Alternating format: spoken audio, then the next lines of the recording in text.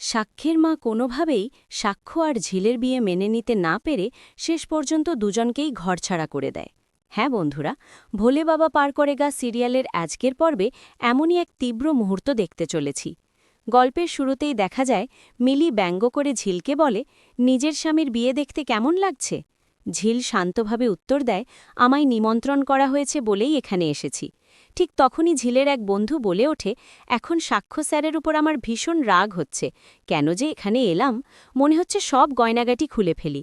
ঝিল বলে, তোরা কি করবি জানি না, তবে আমি সব খুলে দেব। এই নিয়েই তাদের মধ্যে কথা চলতে থাকে। এর মাঝেই বিয়ের মণ্ডপে হাজির হয় চৈতি। মিনু আর মিলি সেখান থেকে সরে যেতে চাইলে সাক্ষ্য জিজ্ঞেস করে, তোমরা কোথায় যাচ্ছ? চৈতি তখন বলে, তুই ওদের আটকাচ্ছিস কেন? তারপর ঝিলকে বলে, তোমরা আগে গিয়ে খেয়ে নাও। ঝিল পাল্টা বলে, আপনার কি ধারণা আমি আপনার বিয়েতে খেতে এসেছি? এরপর সাক্ষ্য বলে, এই মালাটা আমার গলায় খুব ভারী লাগছে, আমি এটা আমার স্ত্রীর গলায় পরাতে চাই। কিন্তু কখন?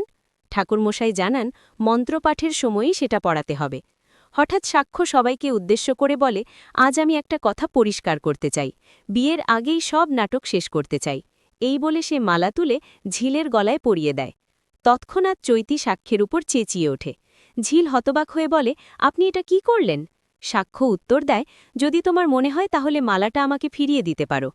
পাশে থাকা মিনু আর মিলি বলে ওঠে, তুমি কি আবার আমাদের অপমান করতে চাইছ? পুলিশ ডেকে আমাদের ধরিয়ে দেওয়ার প্ল্যান করেছ নাকি? তখন ঝিলের বন্ধু স্পষ্ট করে বলে, একদমই না।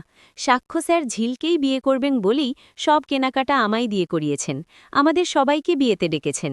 ঝিলের দিকে তাকিয়ে সে বলে, তুই কি এতটুকুও বুঝতে পারলি না? ঠিক তখনই সাক্ষ্য ঘোষণা করে, আমি ঝিলকেই বিয়ে করতে চাই। তুমি যদি চলে যেতে চাও আমি বাধা দেব না, কিন্তু তার আগে আমি নিজের হাতে তোমার সিঁথিতে সিঁদুর দিতে চাই। তারপরেও যদি আমাকে ছেড়ে যেতে চাও, চলে যেও।